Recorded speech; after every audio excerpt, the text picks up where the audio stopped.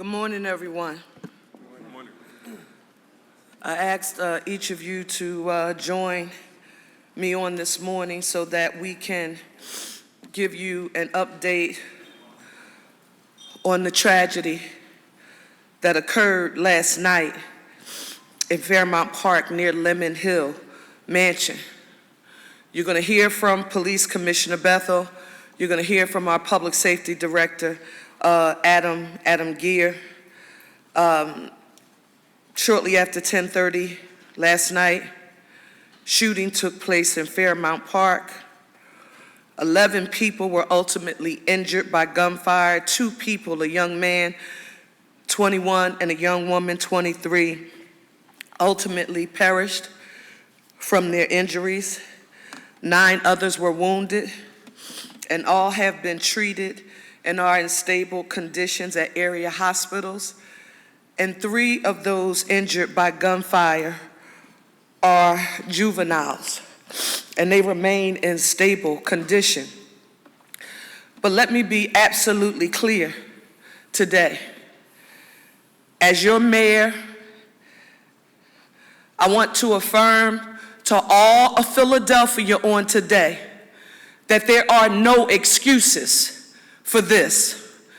This is a heinous act of violence that was inhumane, no regard for life. We will, in this city of Philadelphia, be unapologetic about making sure that the public health and safety of our city and the people in our city is our #1 priority. When you hear me say no excuses, I don't want anyone to tell me that what occurred in a place and space where families gather on a regular basis to fellowship, people in neighborhoods gather. We will not be held hostage by anyone who decides that they want to get assault-like, war-like weaponry, guns with switches. I hear the law enforcement officials, our police department, they're listening to video and they're listening to the shots being fired, and it's clear, that it's not a handgun. We talk a lot about controlling the flow of illegal handguns, across the nation, in the Commonwealth, and in our city. But this was wartime ammunition that was just opened on Philadelphians and those who are here in our city. I want you to know that I am unapologetic about publicly affirming that we will work with every federal and state partner that is necessary to ensure that those who are responsible are held accountable for their actions. I want to say to the Philadelphia Police Department, to the park rangers, thank you for doing your job to the best of your ability. But here, on today, there are no excuses for this. I want to walk through this for the benefit of someone, somewhere, somehow, attempting to find some words to explain away the cause for something like this. There are no words that you can employ to explain this. This is not normal, and we won't normalize the behavior here in our city. I want to talk about these guns for a second. The Philadelphia Police Department recovered 5,000 crime guns last year, 5,474 to be exact. They made over 2,000 arrests for firearms violations last year. 2,327 firearms arrests to be exact. How easy is it to get a gun illegally and or otherwise in our city? We know that they come in every way imaginable, but we as a city, and now I'm not talking about as a mayor, I'm talking about as a resident on a block, I'm talking about not just as a mother being concerned about my own child. I'm talking about mothers and fathers being concerned about young people who you know are living in circumstances that affirms for us that life for them is not a crystal stair. We have to look after each other. We have to find a way to not just make sure that we're taking care of our own, but we are all a part of a village. It's the greatest gift that you could ever ask for a person. When I was running for mayor, I'll never forget an interview. They said, Mayor, if there's one thing you could give the people of the city of Philadelphia, what would it be? And I told him I would give people the same thing that saved my life.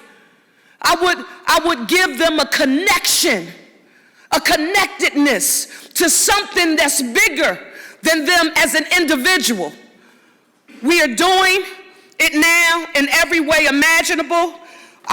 Where's Adam Gear? $25 million in anti-violence funding, Councilmember Jones and Councilmember Young. Nearly 8,000 summer jobs being filled by young people through our Career Connected Learning Program. Extended day and extended year.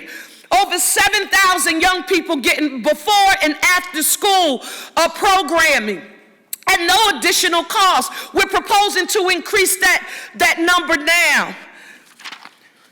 400 lifeguard positions to fill. Pool maintenance attendant positions, another 400 pool maintenance attendants to fill. 191 recreation centers, 71 swimming pools, over 1,400 athletic fields and courts, more than 110 summer day camps, and over 1,000 staff-led programs, including sports, creative arts, and educational activities. Mental and behavioral health is here for those who have experienced or been impacted by violence and have been traumatized as a result of it. For parents, for caregivers, for people who see and know that a young person is engaged in some kind of activity that they shouldn't be, and or it doesn't have to be a young person, because remember, these were young adults and young people who were impacted. We have a number you can call 211. We have evening resource centers in neighborhoods. There is no one who can tell me that this city of Philadelphia is not doing what we should do and moving the needle on anti-violence efforts when we have a comprehensive strategy. We don't just think that Police Commissioner Bethel, and I don't care how good he and his officers are, we can't police our way out of this. The park rangers can't do this alone. Our approach is comprehensive. It's prevention, it's intervention, and enforcement. But guess what? I will not apologize for calling on our federal partners and our state partners to work with the city of Philadelphia to ensure that those who are responsible for this are held accountable, and for us to do any and everything that we can to make our public health and safety our number one priority. I was thinking about a time that I felt good. And man, I was so proud after the Eagles parade. I saw the pictures. If you didn't see an aerial view of it, you don't really know the magnitude of what we had just experienced. But to see all of those people from across the nation in our city celebrating without any challenges as it related to serious violent acts. Philadelphia, we're going to continue moving with prevention, intervention, and enforcement. Parents, caregivers, we know this is not an easy job. I was raised by my grandmother and my grandfather. I know it's tough. We have to know where our young people are. And for those who don't have young people who are in their homes as their children, or they're not raising them, I'm thinking about the young men and women. They were adults to us, but now I know that they were young adults when they were actually doing this. They founded and organized and ran the Little League I was a part of, the Oak Lane Youth Association. We need a collective, holistic approach to address this issue. And if there's anybody who's going to stand up anywhere in this nation, in this commonwealth, or in this city and tell you that if the city of Philadelphia would do just this one thing, all of this would be over, they don't know the level of complexity of this challenge. I'm looking at the work we're doing right now. We're tackling housing. CCME, Clancy's back there, workforce development, putting people on a path to self-sufficiency. Someone just sent me, another mayor from another city across the nation, sent me a copy of an article from something called The Economist, a journal called The Economist, saying, look at Philadelphia leading the pack in the nation in a reduction in homicides and violence here in our city. We're not going back to those old stats. We're not going back to those old stats. That means we need all hands on deck. That means everybody has a role. That means, yes, parents need to know where their children are and what they are doing. Yes, that's extremely important. But for those young people who don't come from a perfect nuclear family, and they need some help, and they need to be connected to something that's more powerful than they are, so that they can belong to something affirmative that is essential, but we will make sure that we do it together. I'm telling you, I don't know how long I've been here, and I said a little over a year, maybe a year and a half by now. This thing does not get easier. Does not get easier to have to stand before you when something like this occurs in our city, because you can't explain it away. I'll tell you one thing, the people standing here with me, as your mayor, I am never going to tire from going to war against the status quo, going to war against lawlessness, and doing any and everything that we have to do to make Philadelphia safer. We're doing this: safe, clean, green, economic opportunity for all, the housing, you name it. These people up here are the ones that are working to implement so many programs and supports and opportunities for you. We can't forget that one part of the equation, because we're going to talk to somebody somewhere somehow who will say to you that, we should have been able to do something. Yeah, when the park rangers saw that folks were gathering and the convergence, I just want you to think about this.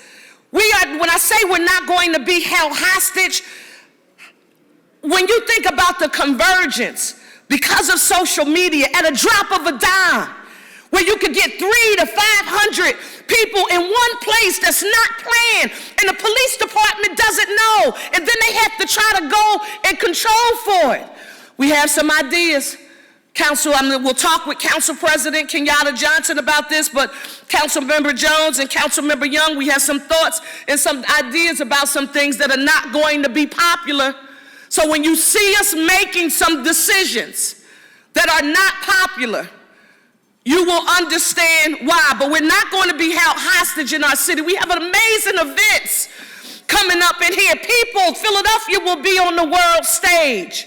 We know how to take care of ourselves. We're leading the nation right now in our significant reduction in crime and homicides. We're not going back to those old stats. You'll hear now from Police Commissioner Bethel.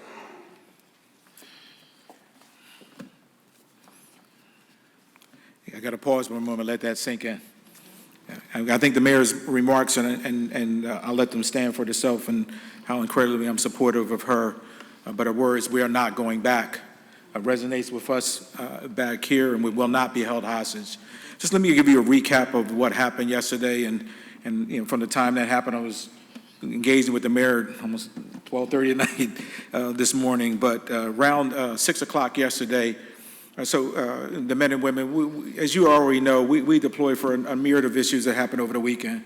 One of those are ATVs, car meetups, and most recently dealing with the issue around juvenile meetups, Broad and CB Moore, different areas. So we prepare for that We're also tracking through our intelligence and looking at social media to garner as much information to give us what's going on. There is some activity earlier in the day in certain districts that the men and women were able to dispel and keep moving. Around 6 p.m., the kids are gathering at Smith Playground over at 3500 Reservoir Drive. The officers deploy out there. They're able to address that situation and move those young people along. Later in the day, around 8, a little after 8, around 8:15, 8:17, we received a call from our park rangers and the individual who lives at the site, and men and women respond over there. Have about 5 teams respond over there. They meet with the adults at that location on the hill. They agreed to start shutting down. That being said, we have quite a few individuals on location. Cars are parked everywhere in that area, so it takes quite some time. The officers moved to an outer perimeter to start to move the cars out of that area. We asked the park rangers to block the gate at the mansion, and things are going smoothly. The adults are agreeing, but there's a large number of juveniles now blended within the adults. Around 10:27 is when, unfortunately, we have a significant shooting. I think all of you are aware that we had 11 shooting victims. 2 of those victims were adults, a 21-year-old male and a 23-year-old female. I believe they both were transported to the hospital. The officer on location transported a number of the young people to the hospital as they were not that far away when the incident went underway. The remaining 9 ages range from 15 to 27. 15, 16-year-old, 17-year-old, 18-year-old, 19-year-old, 2 20 years olds, 21, 23, 27, 21, 27-year-olds. So we have a significant range of ages. And so we are continuing to do an investigation. As you know, when I seen my executive team behind me, we're on location to about 1:30 this morning. The scene, because of, there's no lights up there, it's very dark. My team has been out there this morning. I think we've cleared the scene at this point. We've recovered all the evidence that we have at this point. And now we're moving into our posture now to identify those individuals involved. So we do ask if anyone has any information, 686-TIPS, 215-686-TIPS, to give us any information related to this matter. And so that's what we have up to this point in the investigation. It will be a significant investigation. And unfortunately, we were here last year, as the mayor knew, out in the park around June 14th, when unfortunately we had a shooting out in the park. As a result of that, I've directed my team to increase our posture in the park. Starting this weekend, we will develop a deployment plan that puts us into the park, not to be going after permits and that type of activity, but more importantly, to keep up with the intelligence. Right now, the intelligence is coming through our portal. It's not fast enough. We need to evolve, and so we're going to be putting in a number of different law enforcement assets into the park to identify activity ahead with the hope that we can stave off these activities before they occur, work with those organizers to be able to stop them before this occurs. But I tell people, and as a young kid growing up in West Philadelphia, I spent many a day in the park, many a day in the Belmont Plateau. I played baseball at 33rd and Dolphin. Never worried about a shooting on the park, in the rec centers. And I would continue to tell you, even though we have these events at the park, our parks are to still continue to be the safest place, like our rec centers and our schools. I know there's concerns about the Roots Picnic and Roots Picnic this weekend. We've always put a significant, it's different when you have an unprovoked, unscheduled, unplanned event, as we did this morning or last overnight. But we're going to the Roots with significant planning.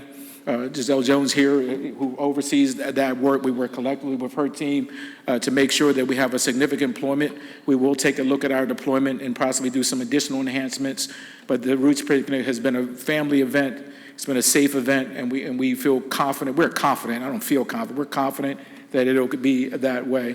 I know there's going to be some concerns around FIFA for next year and being at Lemon Hill.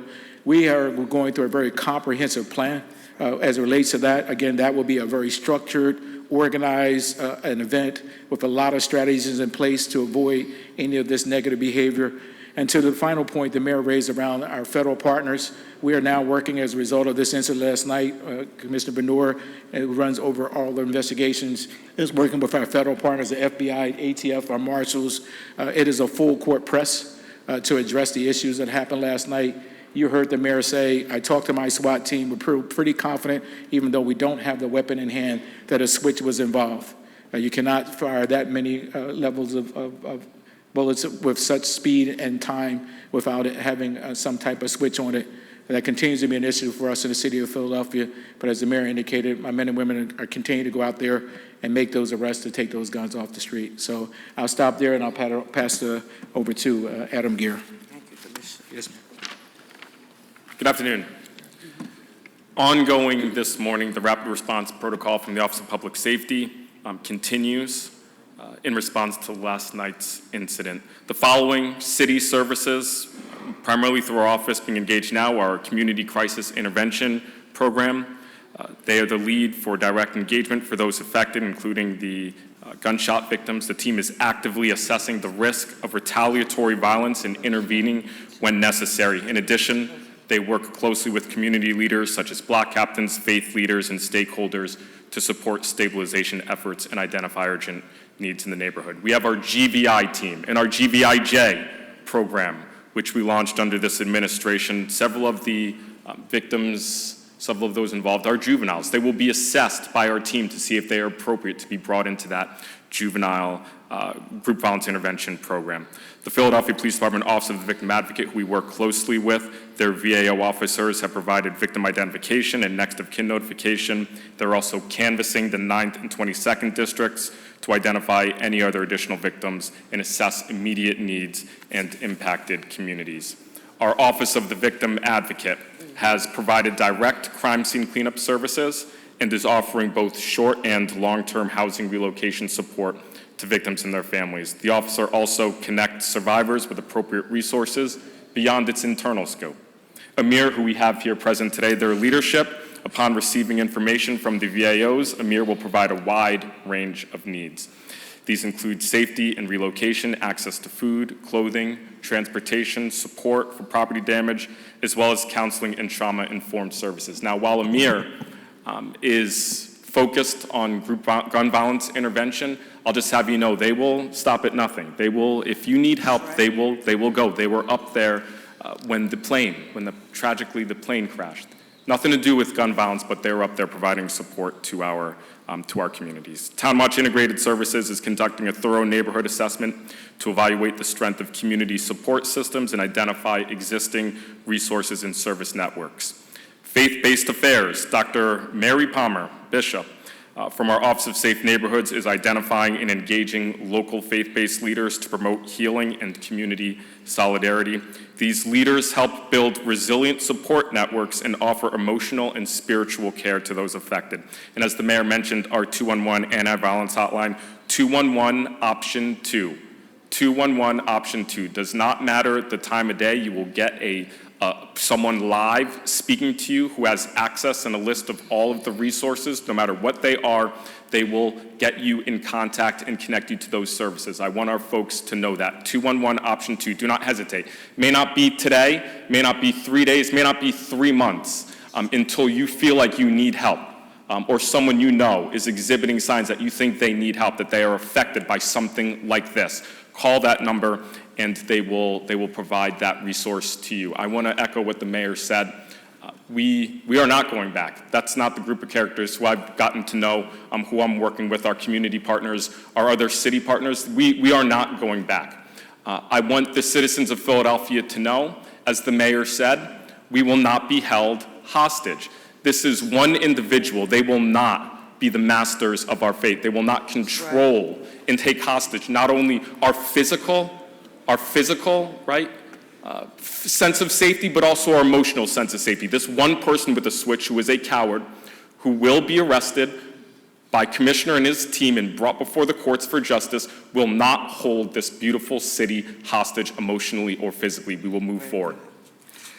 Now I'm going to hear from Councilmember Curtis Jones, who is the chair of City Council's Committee on Public Safety. Thank you, Madam Mayor, and thank you, team. Also, Lemon Hill is in my district, in the 4th Councilmanic District. Perceived to be a safe space where people can come and have things like picnics. I want to emphasize, as Chair of Public Safety, is the vast majority of Philadelphians are law-abiding citizens. The vast majority of our young people are law-abiding citizens. This month, you will see thousands of individuals graduate from school, go off to colleges, go off to the military, and do productive things with their life. But for a small minority of folk that view their world as finite and that they can control our space, let me say this to you. As you can hear, there are plenty of programs for you. The right hand of fellowship or the left hand of punishment. We, this mayor, this team, has been proactive like a verb, not a noun. Every time we assemble like this, our mayor does something to move the needle along the line. We have outlawed switches in the city of Philadelphia. We have moved in city council to outlaw poo shiesties, those masks that those predators want to don in order to go hunting. What we are seeing is that more and more of those predators are coming around looking for people in the crowd. They don't care about Mom Moore, who's out there with a picnic basket and a blanket, trying to enjoy the first day officially of summer. We want to send this message to you. We love you, but we love you enough to sit you down. And the things that the plan, that working with city council and the mayor, that we are not going to concede Lemon Hill. We're not going to concede Belmont Plateau. We are going to fight to keep that safe space for the citizens of Philadelphia. So if you want some help, come on down. But if you don't want help and you persist in your ways, we got space up state for you. Thank you. Thank you, Councilmember Jones. You just reminded me, Councilmember, when we talked about in the park, and we talk about lights and cameras, City of Philadelphia working with the council, comprehensive plan, working on a comprehensive plan to increase the number of lights and cameras in public spaces all across the city of Philadelphia. Why is that? That's a part of the comprehensive prevention, intervention, and enforcement. We know the data in the research Penn conducted that shows that there's a statistically significant difference in the amount of violent crime that takes place in areas that are clean and green and bright.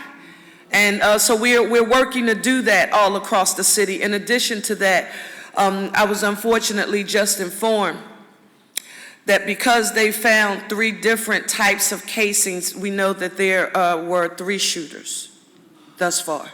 So it is not one. There are 3 different types of casings. So we know that there were 3 shooters. We now want to take any questions. Yes.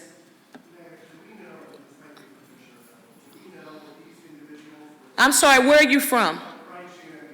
Okay, Ryan, thanks, dear. The individuals who were shot, we know at this point, can we say they were targeted, or were they just in the area while police were trying to figure them out? We can't specifically say that they were targeted at this point or not. I mean, we will be able to continue to go through our investigation, but we're not able to tell you at this point till we go through an interview process with all of them to see if they were in fact targeted. You said there was a number of juveniles who started conversion with adults.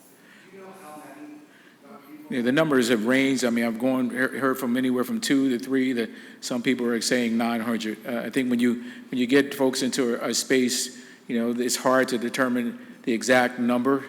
And I don't, you know, so I can't give you a specifically, that number probably ranged throughout the day and then obviously coming down as people are leaving, but I can't give you a pinpoint as to how many people were actually there.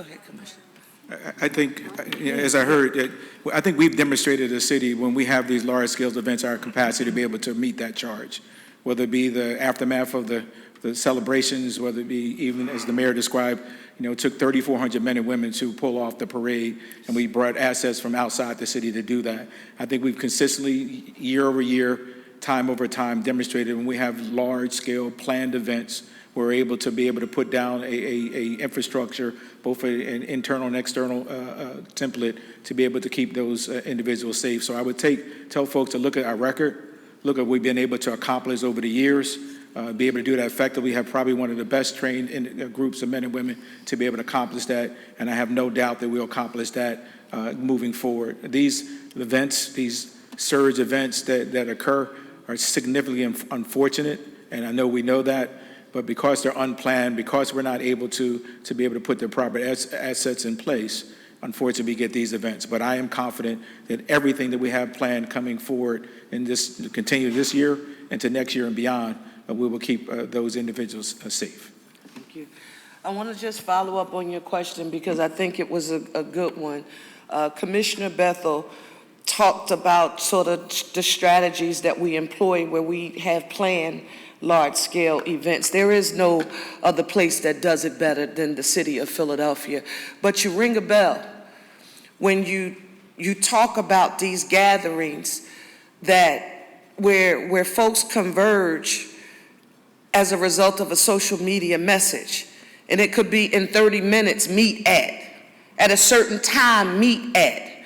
This is when we ask the parents and the caregivers in the homes to monitor the social media accounts of the young people they are responsible for. That becomes extremely important. Now, if you are a technical dinosaur like me, that may be a difficult thing to do because it's so many different vehicles and outlets and chats and rooms and ways that young people can communicate. If you need help, call 211. Option number 2, I need to make sure I'm concerned about social media. How do I access? It's all right to ask the question. Some people just don't have the answer. It's all right to ask the question. But social media plays a huge role in the impromptu nature of the gathering so that we can't do what we do well. Because, I mean, it's very well known that when there are large-scale events, we understand the assignment. But we have to make sure we use every vehicle at our disposal, and the monitoring of the social media is extremely important.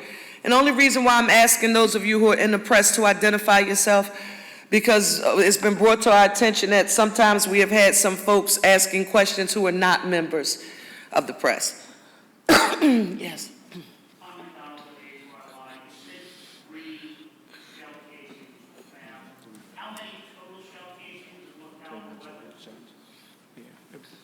My team is telling me 21 FCCs were recovered. 3 different, that's correct. We won't we'll go through the investigation. It appears to be that to be the case, but we won't go any further than that.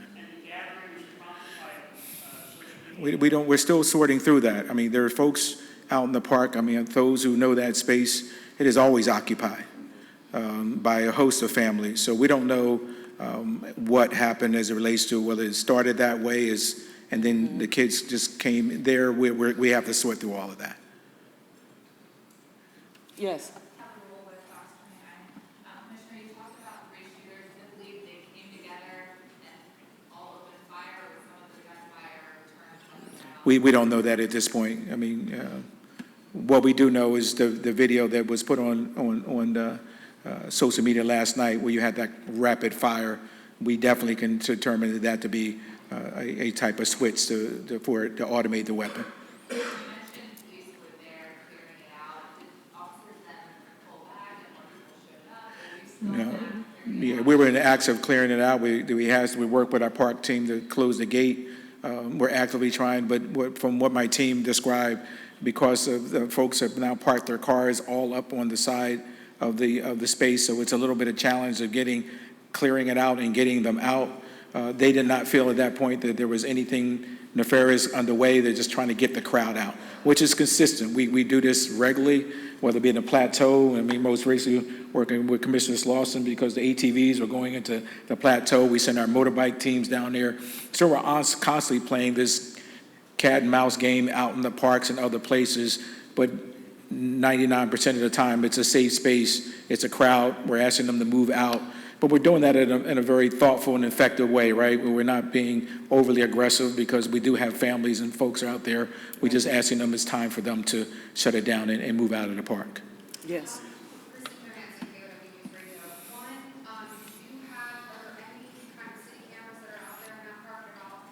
Well, I don't know, say specifically to the park, but that area we do not have cameras. And then the second is, how close were police nearby? Were they kind of in the park at the time this happened, and how quickly did they respond? Yeah, from my records, they have about 75 to 100 feet away on the other side of the area where some of the media were parked last night in the roadway. They hear the gunshots, and as a result, they responded and they started taking those who've been shot to the hospital. I'm sorry, I need to just respond to that quickly, and I need to say this, because someone somewhere somehow, will say that if, a police officer was 75 feet away, the police department could have stopped this from happening. This is not, it was this random act of violence that occurred in what is normally one of the safest places where families gather in our city is not something that the police department could have solely and individually just prevented from happening. So I just want to note that and state that for the record, because we won't police our way out of this alone. That's important to state. Yes, sir.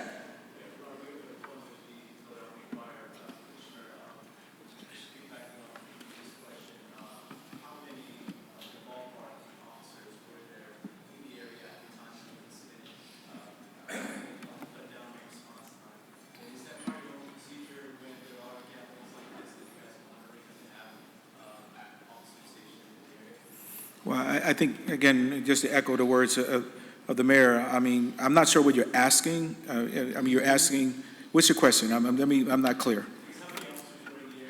So we have about 5 two-person teams out there, but we're talking about the park, right? I mean, we're talking about individuals engaging in Memorial Day celebration, and so the officers are not we're not there to be aggressive in the regards. We're just trying to pull the crowd down and get folks out of that space. But I don't know if it was about numbers. Clearly, when we look at the area where the shooting occurred, it was very dark, very difficult to see up into that space. And so it would be a challenge, even no matter what we did, it would be a challenge for us in there. I think the idea is that police are more on the scene when somebody comes upon the group and it's still fire. I think that's. Well, and I hear you. I mean, and those are, and unfortunately, you've covered many of those stories where there's individuals who just don't care, right? I mean, those folks who just don't care. I mean, there was, yes, you would think that when folks knew that police were very close by, even if they weren't on station, that they would not engage in this type of activity. But unfortunately, we live in a space now where they feel that they are not a threat and they're going to still take action. And we've seen that. Hell, we just saw that at Overbrook, where an individual came to the scene with a gun in his pocket, knowing that we had officers right there within 5 feet of the officer, and has somehow discharged that weapon, striking him under his vest. And so we've seen time and time again where individuals do not heed the fact that the police are there and still will engage in this behavior. And those are the challenges that we deal with, and those are the challenges we're going to face. Is there any insight into that question? What sparked the shooting? Was there some sort of feud or fight that you guys flagged? No, we'll go through. I mean, listen, we got to remember, when we have this number of people come together, Some come, depending on who hosted it, we'll work through that. Maybe just, as you remember last year, when we had the incident where the young lady was killed, it was because someone was either jealous of what they were doing. And so when you have that level of convergent behavior, you have conflicts across the city, and now A sees B, unfortunately, is on. And so it could be just that quick of a trigger that I saw the guy who did something to me, he sees me, we both are armed, and we're going to now engage each other. We don't know if there was an exchange of gunfire at this point between the two combatants or what that was, but that's the unfortunate part of this process. It can happen in seconds. Commissioner, where were you when you found a shotgun Yeah, out in in the Westville, somebody's coat? we were out in the 12th district, and the officers were, that was doing a parade and event, that we were actually had folks out stage to be able to deploy an event. There was something, in that case, the gentleman had a AR-15 down his side of his body, and the officer was ready to engage them. This is the last question. Commissioner, we heard you, the mayor, and the director here mention those switches. Is that something you're seeing more of? How difficult is it for your officers to keep those out? Yeah, I mean, so this year, I think this year we're seeing a little bit fewer switches than we have in the past years. But unfortunately, when they do engage, the amount of firepower that they can exhaust, I mean, you can go through a magazine in seconds. This is war, right? If you get a chance to listen to the video, that's the sound of war. You know, when you have an automatic weapon that you can empty a magazine, a 20-clip magazine in seconds, it is meant to kill, to create carnage, and to hit as many people as possible. And in this case, you see it was able to do that. So it's a challenge for us, but we continue to go out and grab these individuals. We oftentimes don't know if they have a switch on them, only when we do make the arrest. Thank you, everybody. Thank you. Thank you, Commissioner. Thank you.